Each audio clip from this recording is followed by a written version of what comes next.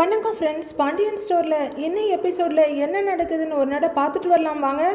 மேலே பாட்டி அவங்க வீட்டுக்காரரோட ஃபோட்டோவில் ஜொலிச்சிட்டு இருக்க, கீழே ரொம்ப சோகமாக உட்கார்ந்துருக்காங்க. அவங்க கால் மாட்டில் வடிவு உட்கார்ந்துருக்காங்க. அவங்க லைட்டாக திருப்பினா ரைட் சைடில் அவங்க பர்த்டே அப்போ எடுத்த ஃபேமிலி ஃபோட்டோ இருக்கு. அதில் மகன் குடும்பம் மகள் குடும்பம்னு எல்லாரும் இருக்காங்க. அப்போ அங்கே முத்துவேல் வர வடிவு டக்குன்னு எழுந்து நிற்கிறாங்க. ஒரு சரௌண்டிங்கை ஒரு பார்வை பார்த்துட்டு அம்மாவை பார்த்துக்கிட்டே வடிவு உட்கார்ந்து இருந்த இடத்துல உட்கார்றாரு. அம்மா சாப்பிட்டியாம்மா அப்படின்னு கேட்க அவங்க பதில் எதுவும் சொல்லலை. பேருக்கு கொஞ்சமாக சாப்பிட்டாங்க அப்படின்னு வடிவு சொல்ல அவங்கள ஒரு பார்வை பார்த்துட்டு அம்மா பக்கம் திரும்பி என்னம்மா யோசிச்சுட்டு இருக்கன்னு கேட்குறாரு அவரு. அவங்க எதுவும் சொல்லாமல் கீழே பார்த்துக்கிட்டு இருக்க நடந்ததையே யோசிச்சுட்டு இருக்காங்க. கதிர் இப்படி பண்ணுவான்னு அத்தை எதிர்பார்க்கவே இல்லைங்க. இதோட 50 தடவை என்கிட்ட சொல்லிட்டாங்க அப்படின்னு வடிவு சொல்ல முத்து என்ன சொல்றதுன்னு வேற பக்கம் பார்க்குறாரு. முத்து, அவன் அப்படிப்பட்ட பையனே கிடையாதுப்பா. ரொம்ப தங்கமான பையன். ஏன் அவன் அப்படி நடந்துக்கிட்டான்னு எனக்கு புரியவே இல்லை அப்படின்னு பாட்டி சொல்ல அவராலையும் எதுவும் சொல்ல முடியல. அவர் அமைதியா வடிவை பார்க்க, ஏய்யா நீ அவங்க எங்கிட்ட பேசுறத வச்சு நீ அவனை தப்பா எடை போட்டுறாதையா. நம்ம பொண்ணு ராஜியை அவன் அப்படியே தங்கமா தாங்குறான். நீ அவளை எப்படி பார்த்துக்கிட்டியோ அதே மாதிரி தான் பார்த்துக்கிறான். என் மேலதான் அவனுக்கு ஏதோ கோவம் அப்படின்னு கதிரை பத்தி சொல்ல வேண்டியதை சொல்லிட்டு மூக்கு உறிஞ்சுறாங்க பாட்டி. அம்மா இங்க பாருங்க, உன் மேல கதிருக்கு கோபம்லாம் இல்லை, எனக்காக தான் அவன் உன்னை இங்க அனுப்பி வச்சான் அப்படின்னு முத்துவேல் சொல்ல பாட்டி பயங்கர அதிர்ச்சியா பாக்குறாங்க. வடிவமே ரொம்பவே அதிர்ச்சியா பாக்குறாங்க. பாட்டி அப்படியே அதிர்ச்சியோட என்னையா சொல்றேன்னு கேக்குறாங்க. ஆமாம்மா, நான் தான் உன்னை நம்ம வீட்டுக்கு அனுப்பி வைக்க சொல்லி அவங்கிட்ட சொன்னேன் அப்படின்னு முத்துவேல் சொல்ல இன்னுமே அதிர்ச்சி குறையாம பார்த்துட்டு, ஏய்யா உண்மையாவா சொல்ற அப்படின்னு கேக்குறாங்க பாட்டி. ஏங்கன்னு வடிவம் கேக்குறாங்க.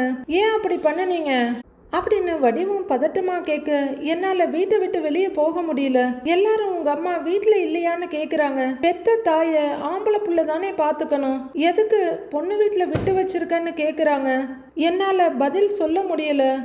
அது மட்டும் இல்லை, என்னால் உன் முகத்தை பார்க்காம இருக்க முடியல. அதானதான் மன அமைதியாக இருக்கணுமேனு அவங்கிட்ட கேட்டேன் அப்படின்னு முத்துவேல் கேட்க, நிஜமா தான் சொல்றியா இல்லை நான் வருத்தப்படக்கூடாதுங்கிறதுக்காக அப்படி சொல்றியா அப்படின்னு பாட்டி மறுபடியும் நம்பாம கேட்குறாங்க. நெசமா தாம்மா சொல்கிறேன் அப்படின்னு முத்துவேல் சொல்ல, ஏய்யா அப்படின்னா நீயே என்னை வந்து கூப்பிட்டுருக்கலாம்லங்கிறாங்க பாட்டி.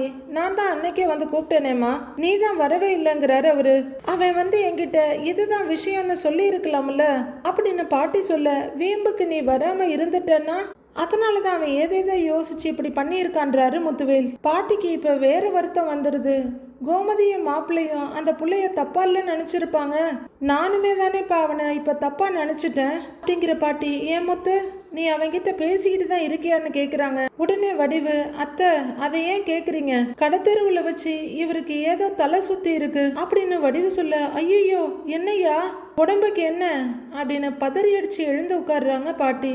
இல்லம்மா, உடம்புக்கெல்லாம் ஒன்றும் இல்லை, வெயில்ல போனது லேசா தலை சுத்திடுச்சு, மயக்கம் வர்ற மாதிரி ஆயிடுச்சுங்கிறாரு முத்துவேல். ஓரமா உட்கார்ந்துருந்த மனுஷனை கதிர் பார்த்தாராம். வண்டியில கூட்டிக்கிட்டு வந்து நம்ம வீட்டு பக்கத்துல டிராப் பண்ணி இருக்காரு. அதுக்கு சக்திவேல் தம்பி அவ்வளவு சண்டை போட்டாரு.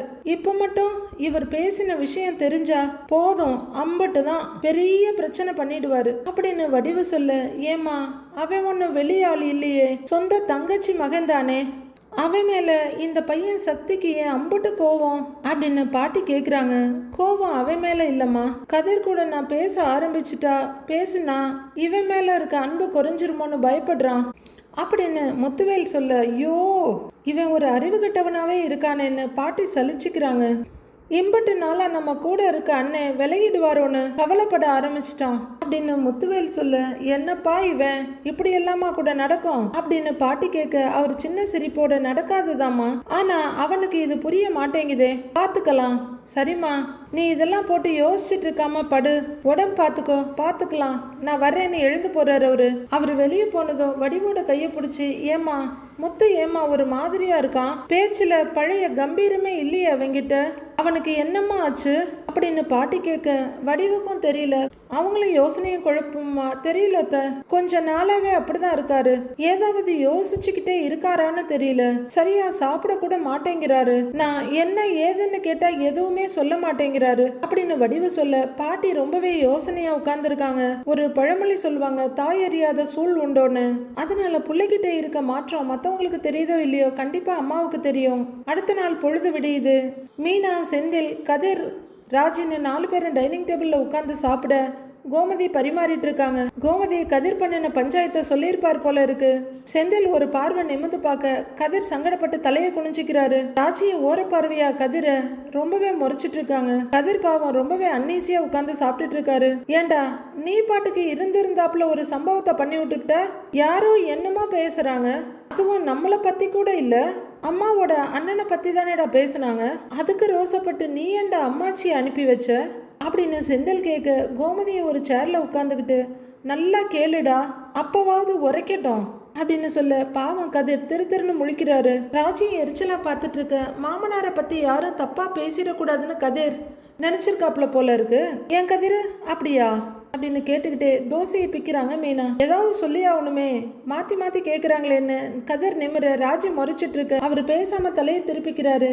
ஏண்டி அம்மா இங்க சந்தோஷமா இருந்தாங்கல்ல, தேவையில்லாம ஏதேதோ பேசி அனுப்பி விட்டுட்டான் அப்படின்னு கோமதி சொல்ல, அவங்க ஒண்ணு எங்கேயோ எல்லாம் போகலையே, அவங்க பசங்களோட தானே போயிருக்காங்க, அப்புறம் என்ன அப்படின்னு வெறுப்பா சொல்ற மாதிரி சொல்றாரு கதிர். கோமதிக்கு இன்னமும் டென்ஷன் ஆகுது. அம்மாவை அனுப்பி விட்டுட்டு இன்னமும் அதை உணராம என்ன பேச்சு பேசுறான் பாருன்னு பாக்குறாங்க. ராஜியும் டென்ஷன் ஆகி ஒரு முறைச்சிட்டு இருக்காங்க. சுத்தி ஒரு பார்வை பார்த்துட்டு மீனா, சரவண மாமா எங்கன்னு கேக்குறாங்க. குளிக்க போயிருக்காண்டி அப்படின்னு கோமதி சொல்ல, நான் வேணா கோர்ட்டுக்கு அன்னை கூட போகட்டுமான்னு கதிர் கேட்குறாரு. ஏக கடுப்புல இருக்க கோமதி, ஒன்றும் தேவையில்லை, நானே போய்க்கிறேன் அப்படின்னு முகத்தில் அடிச்ச மாதிரி சொல்லிடுறாங்க. ஏம்மா அண்ணன் நல்லா தானே இருக்கு அப்படின்னு செந்தில் கேட்க, அவன் நல்லா தான் இருக்கான், எனக்கு தான் மனசு கிடந்து அடிச்சுக்குது அப்படின்னு கோமதி சொல்ல, என்னாச்சு அத்தன்னு கேட்குறாங்க ராஜி. ஏய் ரொம்ப குழப்பமா இருக்குடி, மயில் பண்ணின துரோகத்தை என்னால ஆயுசுக்கும் மறக்க முடியாது. இப்படி ஒருத்தி போய் சொல்லுவாளா, இப்படியெல்லாம் கூட ஒருத்தி நடந்துக்குவாளான்னு யோசிக்காத நாளே கிடையாது அப்படின்னு கோமதி சொல்ல, ராஜியும் மீனாவும் ஒருத்தர் பார்த்துக்கிறாங்க. எனக்கு அவ மேல கோபம் இன்னும் இருக்கதான் செய்யுது. ஆனா அவ வயத்துல நம்ம வீட்டோட வாரிசு வளருதுன்னு தெரிஞ்சதுக்கு அப்புறம் எப்படியோ போன்னு விட முடியும்னு தோணல அப்படிங்கிறாங்க கோமதி. இதே காரணத்துக்காக தான் நானும் அவங்க கிட்ட பேசிக்கிட்டு இருந்தேன் அப்படின்னு மீனா சொல்ல, ஐயோ ஆரம்பிச்சிட்டாளா இவன்னு செந்தில் எங்கேயோ பாக்குறாரு.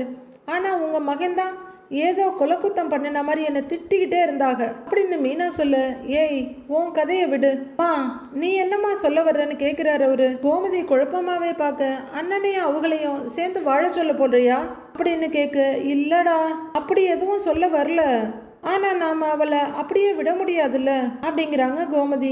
அம்மா அண்ணன்கிட்ட எதுவும் பேசுனீங்களாம்மா அப்படின்னு கதிர் கேட்க, நேத்து ராத்திரி நானும் உங்க அப்பாவும் பேசணும், அவன் புடி கொடுக்கவே இல்லை அப்படின்னு கொஞ்சம் எரிச்சலோட பதில் சொல்றாங்க கோமதி. அண்ணே முடிவை மாத்திக்க மாட்டார்னு எனக்கு தோணுது அப்படின்னு செந்தில் சொல்ல, டேய் அந்த பிஞ்சு குழந்தை உலகத்துக்கு வரும்போது அம்மாவும் அப்பாவும் பிரிஞ்சிருக்கிறதையா பார்க்கணும் அப்படின்னு கோமதி வருத்தப்படுறாங்க. அத்தை நீங்க யோசிக்கிறது எங்களுக்கு புரியுது அத்தை, நீங்க எல்லாரோட நல்லதை பத்தி யோசிக்கிறீங்க, ஆனா நாம என்னதான் யோசிச்சாலும் அதை விட பல மடங்கு யோசிக்கிற மாதிரி ஒருத்தங்க இருக்காங்க அப்படின்னு ராஜி சொல்ல, டக்குன்னு எல்லாரும் ராஜியை பாக்குறாங்க.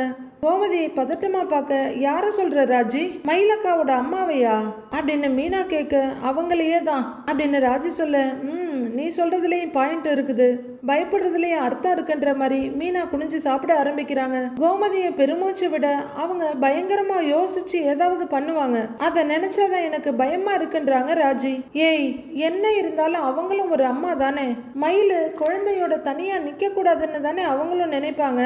கண்டிப்பா இன்னைக்கு கோர்ட்ல குழந்தை விஷயத்த சொல்லுவாங்க, குழந்தைய காரணமா வச்சு விவாகரத்து வேண்டான்னு கூட சொல்லுவாங்க அப்படின்னு கோமதி சொல்ல, எல்லாரும் அவங்களையே பாக்குறாங்க. கதிர் ஆமா கோர்ட்லயும் அதை ஒரு முக்கியமான விஷயமா தான் எடுத்துக்குவாங்க அப்படிங்கிறாரு. மீனாவும் ஒரு வாயை மென்னுக்கிட்டே கண்டிப்பா எடுத்துக்குவாங்க அப்படின்றாங்க.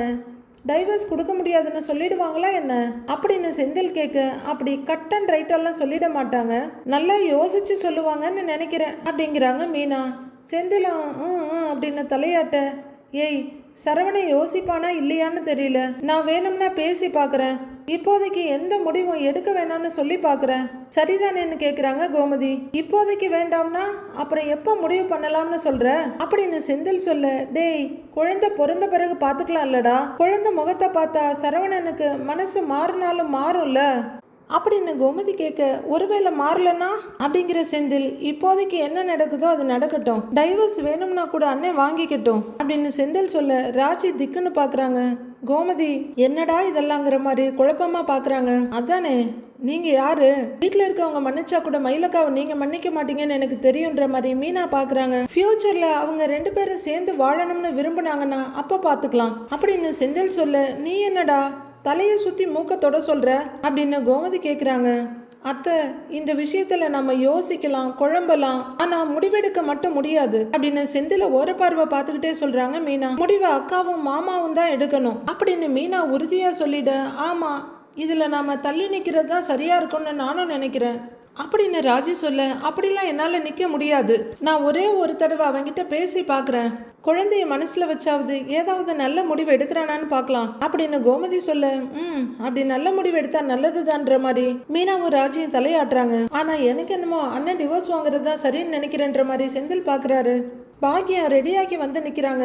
மாணிக்கம் அப்படியே வர, யோ அப்படின்னு கூப்பிட நிற்கிறாரு. நீயும் கோர்ட்டுக்கு வந்தா என்ன அப்படின்னு பாக்கியம் கேட்க, எனக்கு வேலை இருக்கு பாக்கியன்றார் அவரு. அப்படி என்ன தலை போற வேலை அப்படின்னு பாக்கியம் கேட்க, ஒரு ஆள் என்ன வேலை விஷயமா பார்க்க வர சொல்லியிருக்காரு பாக்கியம் அப்படின்னு அவரு சொல்ல, ஆமா நீ அப்படியே வேலைக்கு போய் கிழிச்ச மாதிரி தான் அப்படின்னு அவங்க சொல்ல, முக்கியமான வேலை பாக்கியம் இது, நான் போய் ஆகணும். வக்கீல் கிட்ட நான் போன் பண்ணி பேசிடுறேன், அதெல்லாம் அவங்க பார்த்துக்குவாங்க, நீ போங்கிறாரு அவரு. அப்படின்னு பாக்கியம் ஏதோ சொல்ல வர மயிலு உள்ள இருந்து வெளியே வர்றாங்க. அவங்கள பார்த்ததும் மயிலு அப்படின்னு கூப்பிட நின்று அம்மாவை பார்க்குறாங்க. சொன்னதெல்லாம் ஞாபகம் இருக்குல்ல, உன் புருஷன் தலை கீழா நின்னாலும் விவாகரத்துக்கு நீ ஒத்துக்க கூடாது, வாழ்ந்தா அவன் கூட தான் வாழுவேன்னு நீ ஒத்த காலில் நிற்கணும். அன்னைக்கே நானும் உன் அப்பாவும் பேசி உன்னை உன் புருஷன் வீட்டில் விட்டுட்டு வந்திருப்போம், ஆனால் நீ தான் ஒத்துக்கல. அப்புறம் உன் மாமியார் வந்தன்னைக்காவது நாங்கள் ஏதாவது பண்ணலாம்னு பார்த்தா அன்னைக்கும் நீ எங்களை வாயே திறக்க விடல அப்படின்னு பாக்கியம் பேசிக்கிட்டே போக, பேசுமா பேசு, உன் மனசுல என்னெல்லாம் இருக்கோ, வாயில என்னெல்லாம் வருதோ பேசு அப்படிங்கிற மாதிரி மயில் வெறுத்து போய் பார்த்துட்டு இருக்காங்க. மயிலு, இப்ப கோர்ட்டு தான் நமக்கு இருக்கிற ஒரே புடிமானம், அதை நீ மறந்துடாத அப்படின்னு அவங்க அம்மா சொல்ல, அதை நான் மறக்க மாட்டேன்றாங்க மயிலு. அம்மா, கோர்ட்ல ஜட்ஜு கேட்கும்போது நீ குழந்தை விஷயத்த சொல்லிடுமா அப்படின்னு அவங்க அப்பா சொல்ல, அவங்க அப்பாவையும் வெறுப்பா பாக்குறாங்க. அந்த குழந்தைக்கு அப்பா வேணும்னு சொல்லுமா, கண்டிப்பா உன்னையும் மாப்பிள்ளையும் அவங்க சேர்த்து வச்சிருவாங்கம்மா அப்படின்னு அவங்க அப்பா சொல்றாரு. மயிலு எந்த பதிலும் சொல்லாம அப்படியே நிக்கிறத பார்த்துட்டு அவங்க அம்மா, மயிலு உன் புருஷன் வேற பல திட்டம்லாம் போட்டு வச்சிருக்காண்டி, உன்னை கையை கழுவிட்டு வேற எவ்வளையோ கல்யாணம் பண்ணிக்கலாம்லாம் முடிவு பண்ணியிருக்காண்டி, அதெல்லாம் மட்டும் நடக்க விட்டுறவே கூடாது மயிலு, எப்பாடு பட்டாவது நீ அவன் கூட சேர்ந்துடணும், அவன் கூட தான் நீ வாழ்ந்து ஆகணும் அப்படின்னு பாக்கியம் சொல்ல, மயிலு எந்த உணர்ச்சியும் காட்டாம அம்மாவையே பார்த்துட்டு இருக்காங்க. இல்லைன்னு வச்சுக்க, ஏன் கையில புள்ளையோட தனியா நிப்படி அப்படின்னு அவங்களும் பயந்து போய் மயிலையும் பயமுறுத்துறாங்க. உன்னைய பெத்து வளர்த்து ஆளாக்குன மாதிரி உன் பிள்ளையெல்லாம் வளர்க்கறதுக்கு எங்க உடம்புல தெம்பு இல்லை, தயவு செஞ்சு உறுதியா பேசு, நான் கர்ப்பமா இருக்கேன், என் பிள்ளைக்கு அப்பா வேணும்னு சொல்லு, அப்பா இல்லாம வாழ்ந்தா கஷ்டம்னு சொல்லு அப்படின்னு அவங்க அம்மா அழுத்தி பேசிக்கிட்டு இருக்க. சரி கிளம்பலாமா அப்படின்னு மயிலு கேட்க, அவங்க அம்மாவும் அப்பாவும் அதிர்ச்சியோட பாக்குறாங்க. அதுக்கப்புறமும் முகத்தை கலக்கமா வச்சுக்கிட்டு மயிலு, அம்மா திரும்ப திரும்ப சொல்றேன் மயிலு, உனக்கு இதுதான் கடைசி வாய்ப்பு. ஆத்து வெள்ளத்துல அடிச்சுக்கிட்டு போறவளுக்கு தப்பிக்கிறதுக்கு ஒரு வாய்ப்பு கிடைச்சிருக்கு, எப்படியாவது சாதிச்சிட்டோன்னு வையேன், நிம்மதியா இருக்கலாம்டி அப்படின்னு பாக்கியம் பேச கண்கள் இடுங்க அவங்களையே பார்த்துட்டு இருக்காங்க மயிலு. யாரையோ குளிப்பாட்டி தூக்கி உட்கார வச்சு மருந்து மாத்திரையெல்லாம் கொடுத்து சமைச்சு போட்டு ஆயா வேலை பார்க்க வேண்டாம், நிம்மதியா உன் புகுந்த வீட்லயே இருக்கலாம், நாங்களும் சுடருக்கு என்ன வழின்னு பார்த்துட்டு நிம்மதியா இருப்போம் அப்படின்னு பாக்கியம் சொல்ல, ஆமாம்மான்ற மாதிரி அவங்க அப்பாவும் பாக்குறாரு. நாங்க எங்களோட நிம்மதி எல்லாமே நீ பேச போறதுல தான் இருக்கு மயிலு, பார்த்து நடந்துக்க அப்படின்னு தவிப்பா கேக்குறாங்க. என்னடி அம்மா இம்புட்டு பேசுறேன், நீ வாயை திறந்து ஒண்ணுமே பேச மாட்டேங்கிற, நான் சொல்ற மாதிரி கேக்குறேன்னு சொல்லு மயிலு அப்படின்னு பாக்கியம் சொல்ல, மயிலு வாயை திறக்காம கண்ணை இடுக்கிய பார்த்துட்டு இருக்காங்க. அதெல்லாம் நாம சொன்ன மாதிரி தான் மயிலு சொல்லுவாமா இல்ல மயிலு அப்படின்னு அவங்க அப்பா ஆர்வமா கேட்க, மயிலு திரும்பி கூட பார்க்கல. அம்மா மயிலு, அப்பா வேலையை முடிச்சிட்டு சீக்கிரமா வந்துடுறேன், நீயும் திரும்பி வந்து நல்ல செய்தியா சொல்லு அப்படின்னு அவங்க அப்பா சொல்ல, மயிலு சரின்னு தலையை மட்டும் ஆட்டுறாங்க. கிளம்புறேன்ப்பா. நான் வர்றேன்னு மயில் நடக்க ஆரம்பிக்கிறாங்க. ஒரு பெருமூச்சு விடுற பாக்கியம். என்னையா இவ, நான் இவ்வளவு பேசுறேன், வாயை திறந்து ஒரு வார்த்தை கூட சொல்ல மாட்டேங்கிறா, எதுவுமே சொல்லாம போறா அப்படின்னு பாக்கியம் கேட்க, அதெல்லாம் பேச வேண்டியதெல்லாம் கோர்ட்ல போய் பேசிடுவா, நீ கவலைப்படாம போங்கிறாரு மாணிக்கம். என்னமோ சொல்ற, நான் வர்றேன் அப்படின்னு பாக்கியம் சொல்ல சரின்னு தலையாட்டுறாரு அவரு. பாக்கியமும் கிளம்புறாங்க. கோர்ட்டுக்கு கிளம்பின சரவணன் கோவில்ல வந்து உட்கார்ந்துருக்க, பக்கத்துல அஞ்சலியும் உட்கார்ந்துருக்காங்க. ரெண்டு பேரும் ரொம்ப நேரமா அமைதியாவே உட்கார்ந்துருக்காங்க போல இருக்கு. யூஸ்வலா உட்கார்ற பிளேஸ விட்டு படியில உட்கார்ந்துருக்காங்க. ரொம்பவே பக்கம் பக்கமா உட்கார்ந்துருக்காங்க. தயக்கத்தோட ஒருத்தர் பாத்துக்கிறாங்க. ஒவ்வொருத்தர் மனசுலயும் 1000 கேள்விகள். ஆனா வாயில எந்த வார்த்தையும் வரல. கோர்ட்டுக்கு எப்போ போகணும் சரவணா அப்படின்னு அஞ்சலி கேட்க, வீட்டுக்கு போய் அம்மாவை கூட்டிக்கிட்டு அப்படியே போகணும்ன்றாரு அவரு. கொஞ்சம் தயங்கிட்டு, ஹியரிங் பத்தி வீட்டுல எதுவும் பேசினாங்களான்னு அஞ்சலி கேட்க, பேசினாங்க. அம்மா அப்பா ரெண்டு பேருமே என்கிட்ட பேசினாங்க. இப்ப டைவர்ஸ் அவசியமான்னு கேட்டாங்க. கொஞ்சம் யோசிடா சரவணான்னு சொன்னாங்க அப்படின்னு சரவணன் சொல்லிட்டு இருக்க, அஞ்சலிக்கு உள்ளர ஒரே பதட்டமா இருக்கு. நீ யோசிச்சியா அப்படின்னு அஞ்சலி கேட்க, இதுல யோசிக்கிறதுக்கு எதுவுமே இல்ல அஞ்சலி, இனிமே சேர்ந்து வாழ்றத பத்தி கற்பனை கூட பண்ண முடியாது அப்படின்னு சரவணன் சொல்ல, நேத்து நைட்டு ஃபுல்லா நானும் நிறைய யோசிச்சேன் சரவணா, நீ தங்கமயிலோட சேர்ந்து வாழ்றதுதான் நல்லதுன்னு எனக்கும் தோணுதுங்கிறாங்க அஞ்சலி. சரவணன் பயங்கர அதிர்ச்சியோட பார்க்க, சரவணன் என்ன பதில் சொல்ல போறாருன்னு அப்படியே ஆர்வமா பார்த்துட்டு இருக்காங்க அஞ்சலி. சரவணன் அப்படியே வெறிச்சு பார்த்துக்கிட்டு இருக்க, எல்லார பத்தியும் யோசிக்கணும் இல்ல சரவணா அப்படின்னு அஞ்சலி அவர் கை மேல கைய வச்சு சொல்ல, ரொம்ப வருஷமா நானும் எல்லார பத்தியும் யோசிச்சுட்டேன் அஞ்சலி. அம்மாவை பத்தி, அப்பாவை பத்தி, குடும்பத்தை பத்தி ரொம்பவே யோசிச்சுட்டேன். ஒரே ஒரு தடவை நான் என்னை பத்தி யோசிக்கணும்னு நினைக்கிறேன். இருக்கிற வரைக்கும் நிம்மதியா சந்தோஷமா இருக்கணும்னு நினைக்கிறேன். ஏன் அது தப்பான்னு கேக்குறாரு. அஞ்சலிக்கு என்ன பதில் சொல்றதுன்னு ரொம்ப சங்கடப்பட்டுட்டு இருக்க, ஏன் அதை யாருமே புரிஞ்சிக்க மாட்டேங்கிறீங்க அப்படின்னு அவரு வருத்தமும் கோவமா கேட்க, ஏய் அதெல்லாம் உன்னை புரிஞ்சிக்காமலாம் இல்ல, ஆனா குழந்தைங்கிறாங்க அஞ்சலி. மயில் செஞ்ச தப்புக்கு அந்த பிஞ்சு குழந்தையை தண்டிக்கிறது பெரிய பாவம். அத நான் எப்பவுமே செய்ய மாட்டேன். அந்த குழந்தைக்கு ஒரு நல்ல அப்பாவா நான் இருப்பேன், எப்பவுமே இருப்பேன். மயிலோட மட்டும் என்னால சேர்ந்து வாழவே முடியாது அப்படின்னு சரவணன் சொல்ல, சுத்தி அவங்களோட சேர்ந்து வாழ சொல்லிதான் உனக்கு பிரஷர் வந்துகிட்டே இருக்கும் சரவணா அப்படிங்கிறாங்க அஞ்சலி. என்ன பிரஷர் வந்தாலும் சரி, நான் அவ கூட வாழ மாட்டேன்னு அவரு ஸ்ட்ரிக்டா உறுதியா சொல்லிட, அஞ்சலிக்கு சந்தோஷப்படுறதா வருத்தப்படுறதான்னு தெரியல.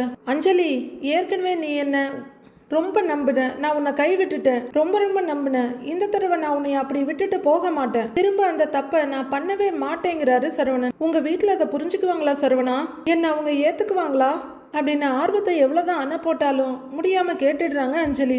ஒரு பொண்ணோட வாழ்க்கையை கெடுத்தவன்னு என்ன நினைக்க மாட்டாங்களான்னு அஞ்சலி கேக்குறாங்க. உடனே அவங்க கை மேல கை வச்சு ஆறுதலா, நீ ஒன்னும் அந்த மாதிரிலாம் எதுவும் பண்ணல, சொல்ல போனா உன்னோட வாழ்க்கையை நான் தான் கெடுத்துட்டேன் அப்படின்னு சரவணன் சொல்ல, பழைய கதையெல்லாம் இப்ப பேச வேண்டாம் சரவணா அப்படின்னு அஞ்சலி சொல்ல, இங்க பாரு அஞ்சலி, நீ என் வாழ்க்கையில வரலன்னா கூட நான் கண்டிப்பா திரும்ப மயிலு கூட சேர்ந்து வாழவே மாட்டேன். அவ்வளவு ஏன், இனிமே நாம ரெண்டு பேரும் பார்க்க வேண்டாம் பேச வேண்டாம்னு நீ சொன்னா கூட மயிலோட சேர்ந்து நான் வாழ மாட்டேன். என்னோட அதிர்ஷ்டம் அவ்வளவுதான்னு நான் தனியாவே வாழ்ந்துட்டு போயிடுவேன். எனக்கு மயில் மேல கோவத்தை தாண்டி வெறுப்பு இருக்கு அஞ்சலி, அந்த கோவமும் வெறுப்பும் என்னைக்குமே மாறாது அப்படின்னு சரவணன் சொல்லிட்டு இருக்க, கொஞ்சம் யோசி சரவணான்னு அஞ்சலி சொல்ல வர, யார் சொன்னாலும் மாறவே மாறாதுன்றாரு அவரு.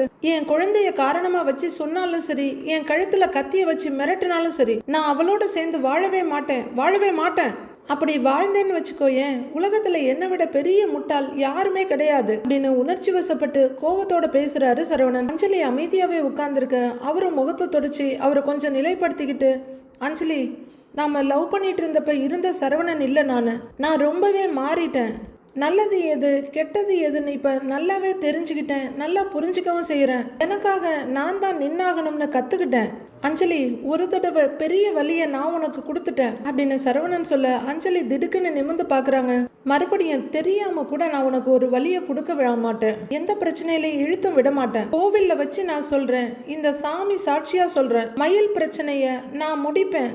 நான் வாக்கு கொடுத்த மாதிரி உன்னை கல்யாணம் பண்ணுவேன் அஞ்சலி அப்படின்னு சரவணன் உறுதியா சொல்ல, இதெல்லாம் நடக்குமான்ற அவநம்பிக்கையோட கலக்கமும் கவலையுமா பார்த்துட்டு இருக்காங்க அஞ்சலி. சரவணன் அஞ்சலியோட கண்களை உறுதியோட பார்க்க, அஞ்சலி கலக்கமும் ஏக்கமா அவரையே பார்த்துக்கிட்டு இருக்காங்க. ப்ரோமோவில் வந்தபடி ரெண்டு பேருமே டிவோர்ஸ் தான் வேணும், சேர்ந்து வாழலன்றதுல உறுதியா இருக்காங்க.